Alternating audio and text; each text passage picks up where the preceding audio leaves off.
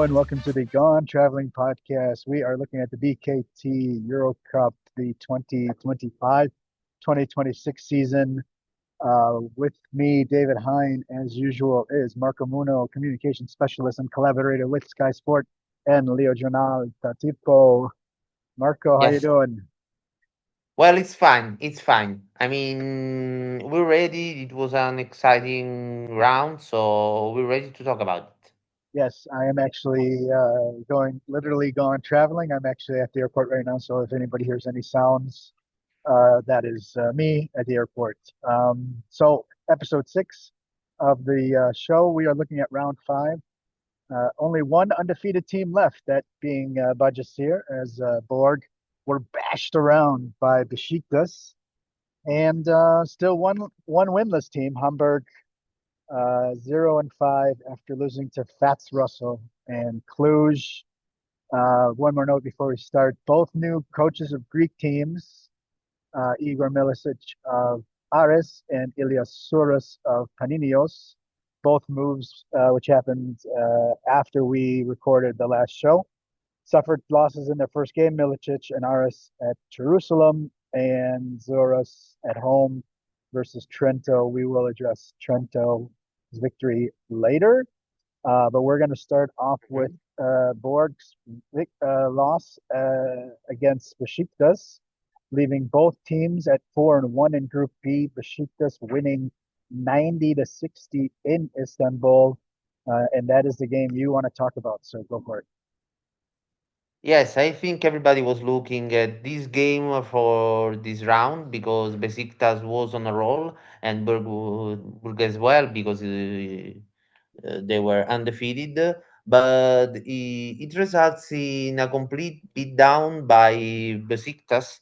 I mean, they keep rolling after the first defeat. Now, the defeat in the first round. Now they're with the fourth win in a row, and they were absolutely crashing Berg. I mean, from the beginning of the game, they were really being very physical and be very methodic in their approach, and they had really great performances both from guards and on the paint. There were Zizic on the paint that was really dominant. He ended the game with a double double, 15 points, 14 rebounds, and then from outside we got a great start from Dodson and Medius.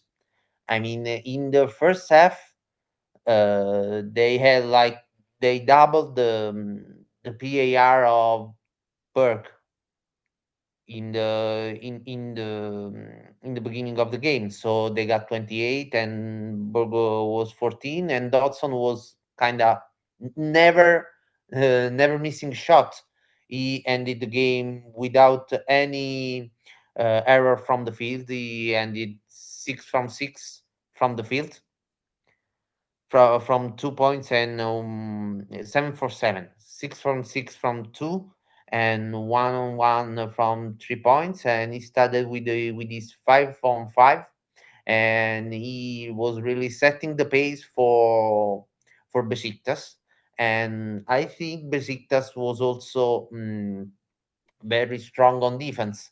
They never allowed more than 19 points in a single quarter. So every quarter, Berg didn't score 20, and instead Berg was really praised for their defense until now, but they gave up 90 points. So I think Besiktas was really strong, effective, and also for the top spots on the group, setting 30 points difference between themselves and Berg can really affect also the return match. Yeah, you mentioned Borg's defense. They had given up 62.3 points per game in the first 5 games, and they gave up 55 at halftime alone. You mentioned the race for the top spot. Obviously, that gives Besiktas a huge advantage. Should they go match up later, points difference wise, exact record with Borg. I'm gonna move over to the other big game that we were kind of looking forward to. That's Bahcesehir remaining the only undefeated team with a 67, an 81-67 win at Manresa. Manresa had been 3-1 with 3 straight wins.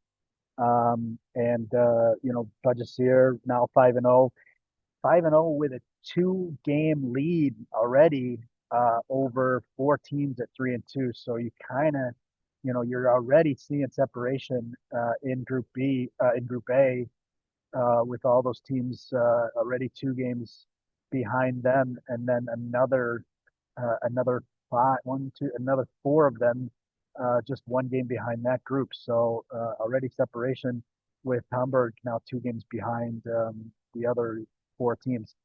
This game was 26-13 after 10 minutes, and the game was over. They Bahcesehir never really let them back into the game. Malachi Flynn, really had his first big game with 16 points, all around game, 15 points, 16 points, 5 rebounds, 5 assists. Bahcesehir dominated the glass 44-26 with a 12-4 advantage on second chance points. Manresa only 2 of 23 for 8.7% from 3-point range. They were missing Alfonso Plummer, who was averaging almost 13 a game, but I can't imagine that would have made that much of a difference. Bahcesehir really just totally dominated the game. Yes, and we talked about some missings, and I think we already mentioned Panionios and their coach change, and they were missing for the debut. They were missing some key players like Jalen, basically. And but speaking about their game with Trento, I mean Trento. Was winning an away game in the last minutes, and they took away a really nice W. And with Jones, that was really stepping up. I think he Well, was okay, one of the. really quick, it was a 91-87 victory for Trento, and you want to talk about Davante Jones? There you go. Yes, I think Jones was really stepping up into the game. He was really effective at the beginning, and when he was lacking some effort, when he was lacking some missing some shots or maybe some mistakes, it was the time in which Trento was going down, and Panionios went like plus 14 points uh, into the third quarter. 1 minute at the end of the third quarter, Panionios seems like really in control, 72-58. So it seems like it could be a great debut for the new coach. But then Jones took over, and in the last 4 minutes, Trento was starting to getting close, and in the last 4 minutes, Jones, that is really kind of shining as the guide of the young group of Trento players, was really starting uh, to rise, and in the last 4 minutes he scored like 9 points, and Trent took over. So he made like a 3 point uh, to take Trento just really close, 82-81, and then when Panionios replies, he scored again, and it made 5, and then he was really also scoring 29 seconds to the end, the basket that gave Trento the advantage, so 87-89, and then he closed the game with the last 2 free throws. And I think he was one of the players that really shines and into this round, and he ruined the debut and the new course of Panionios with 20 points and 6 rebounds, 3 assists. So really, another round performance for him. Yeah, third game with at least 20 points now in the 5 games. Trento now 2-3, big victory because Panionios is now down at 1-4. Really quick, cool nugget on Davante Jones. He was actually playing at Metropolitan in that one crazy season where Victor Wembanyama played. So he went to Las Vegas for that G League United games, and so he saw LeBron James, Anthony Davis, Chris Paul, and then he was also at the Wembanyama draft NBA draft lottery watch party in Paris. Among the other guys there, Kylian Mbappe and Neymar. So cool little nugget about Davante Jones. My guy that I want to talk about is Kevin Yebo with Chemnitz, Niners Chemnitz. They won the German Derby 89-78 at home. A big victory for them. They had actually lost their last 4 games in all competitions. Ulm now at 3-2, but they've lost 4 of their last 5 games. So this is a team that's kind of struggling right now. I want to talk about Yebo because um, big game with hang on a second. 25 points, 9 rebounds, 2 assists, nice 28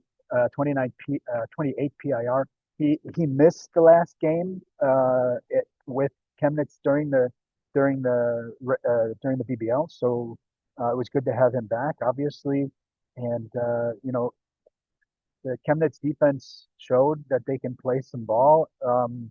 Ulm came into the game as the top scoring team at 99 points a game and held them to just 78. So Yebo, really a big part of this team. And, this is his first full season back. He before last season, he left Chemnitz. He won the FIBA EuroCup with them, left Chemnitz to go to Bayern and just never found any sort of rhythm, any sort of home there.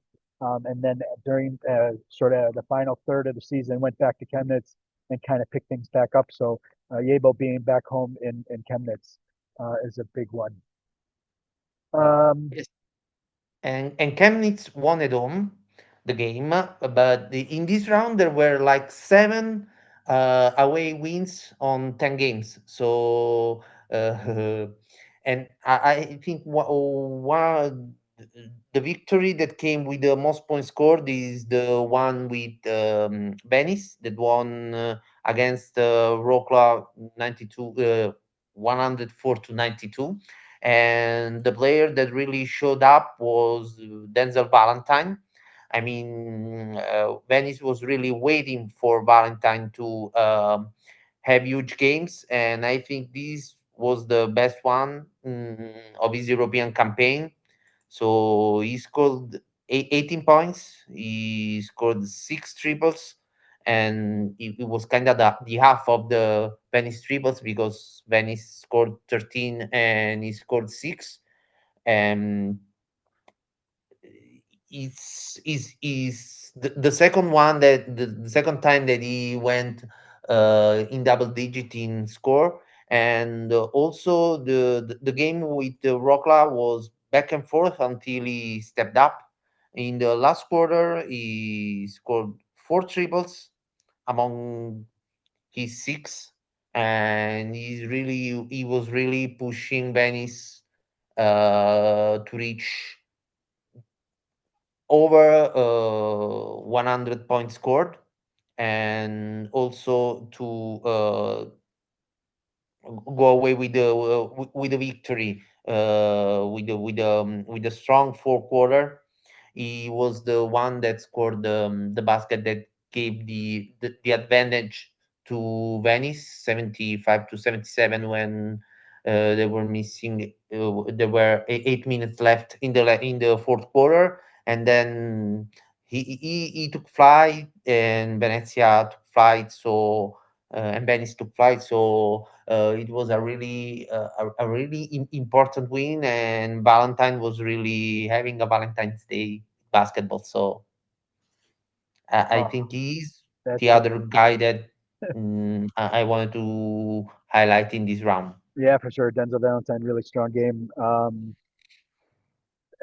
Important victory for them. You know, they were at 1-3, and Slask was at 2-2. And you know, whenever you are able to win a road game, that makes it that much more important. So to grab a victory on the road, especially against a team that's kind of down there in the standings right now, also really important.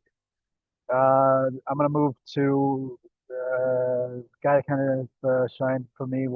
At the other end was Juwan Morgan, Buducnost, their road victory 98-91 at Licabelis. Um, Buducnost now at 3-2. Licabelis 4 straight losses at 1-4. And you know, there Buducnost is just 1 game behind Besiktas and Borg right now. Morgan with a big game, 17 points, 5 rebounds, 7 assists, a PIR of 30. And, you know, Morgan set career highs in points, assists, and PIR. He had scored 15 points, 5 assists, and 28 was his best PIR. He was talking to the post game interview afterwards. He said I really take a pride in my passing. I like to tell everybody I'm the best passer with a big old smile on his face. You know, this is a guy that I first really kind of noticed last season because he takes his free throws sort of standing sideways. His feet really um, so parallel with the free throw line. It's something I've never seen in my life. Um, but yeah, he was really dominant for Buducnost in this game. And interesting about Morgan, actually was born in Landstuhl, Germany. His parents both were in the USA Army. Moved there from there, moved to Texas and then Missouri, and actually lived in South Korea as well. So he's been around and interesting guy. And so yeah, that's who I got. Anything else you want to touch on, either on Morgan or anybody else? Any other storylines from the first from round five that you wanted to address at all? Well, we talked about Lichtabelis, and uh, now they're on the on a losing streak. And the ironic thing is that they won the first game, and they won the first game against Besiktas.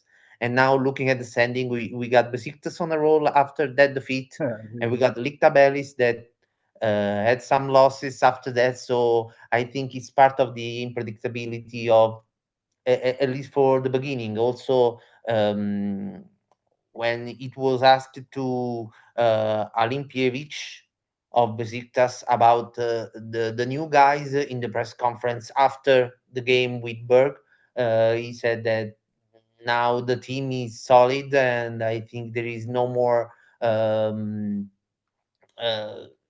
People had already adapt.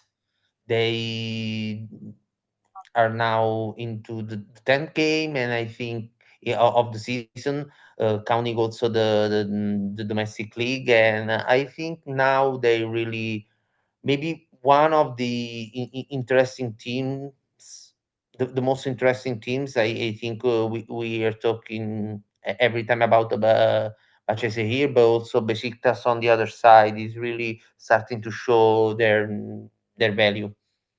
And don't look now, but Turk Telekom Ankara, after beating London Lions in London, they're 3-2. Let's move ahead to round six preview, if you will. And you know, game that I'm looking forward to is them hosting Panionios. With obviously they had the coaching change with Suros coming in there at 1-4. So a big game there. And you know, Turk Telecom, you know, they lost the first 2 games to Ulm and Borg, and everybody, you know, we were like, yeah, you know what, those are the top 2 teams in the league right now, in that group, and they've won 3 in a row. So what else you got on your radar for round five, round six? Well, I think the match between Bahcesehir and Hapoel Jerusalem. I mean, Jerusalem won scoring 103 points. That is really a huge a huge amount of points into this round, and they really bet up Aris that scored only 76. So when you got an undefeated team, you're always watching when they will have their first defeat, and maybe that can be the case. So we're looking for that game, and also if Cedevita will really bounce back from their a bit surprising defeat into this round against Neptunus. So they will face Cluj in an away game. So we will look if Cedevita will bounce back. Yeah, I also have Borg at home against Chemnitz. Obviously, Borg wanting to get back on track with that. And the only other game that I kind of just piqued your interest a little bit is Aris hosting Slask. Both teams at 2 and 3 in Group A, but obviously Aris has Coach Milicic, who'll be looking for his first victory in the league. I mean they're going to have to really pick things up pretty quick. I mean, okay, they're at 2 and 3, and there's a whole big old mess at 2 and 3 in that group, and four teams are right ahead of them at 3 and 2. So nothing is lost in the group, but they do need to get victories, and this is almost a must-win victory, must-win game for them against Slask. So if you don't have Yes. anything else, why don't you got anything else? No, just add that Aris, after they live in a constant big pressure, so they already changed the coach, and then Yep. now they have to start winning. So the they can be an interesting storyline to follow in the going on with the competition. Okay, Marco, that was a nice quick show. Why don't you let everybody know where they can find you on the social medias? Yeah, you can find me on every social media as Marco A Munno, and mostly of all on X. So Marco Okay. A Munno, basically on X. And that is Munno. And I am at Hein News, Hein, David Hein News, Hein, mainly Twitter. Everything else uh, sort of gets distributed from there. I do have a feature coming up on Friday about Jordan Bahcesehir from Trento, Cameroon national team player with him. So look forward to that. Marco, thanks for accommodating me a little bit with this show. I really appreciate it. And everybody else, enjoy the week of action, and we will catch you for episode 7, talking about round 6. But this has been episode 6, talking about round 5. Marco, thanks a lot. And everybody else, we'll talk to you next week. Thanks to everybody.